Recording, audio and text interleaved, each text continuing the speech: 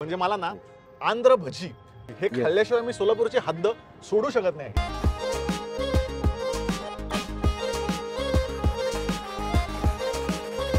आंध्र भजी सेंटरचं नाव आहे ओम भजीच. ओम भजी.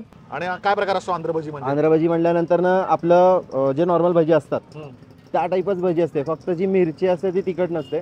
त्याच्या आतमधल्या बिया काढून आहे ना त्यांनी त्यांचं सारणिक टाकलेलं असतं एक मसाला टाईप मध्ये, आणि त्याच्यावरती आपली मिरची भजी सोडल्यासारखी असते. मिरची भजीच आहे म्हणजे? हा, पण आंध्र स्टाईल मधली. आणि ही चटणी पण यांची हा, ही स्पेशल चटणी आहे. चालेल. वा, मला हा प्रकार खूप जास्त आवडतो. मी आधी भजी खातो. बडबड कमी करू आपण, पट करून कॉन्सन्ट्रेट करू याच्यावर हाताला. येस.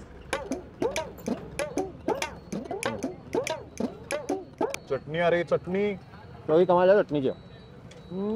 आंबट चव आहे चटणी, अशी आंबट चव, आंबट तिखट. हो, आणि मिरची आहे ना अजिबात तिखट लागत नाही. हा खुसखुशीत आहे खूप. मसाला टाकलेला आहे त्याच्यामध्ये. का लोक मला एवढं कमेंट मध्ये सांगू दे, मला आता कळतं. जस्ट इमॅजिन ह्याच्यासोबत जर चहा असेल तर काय असेल.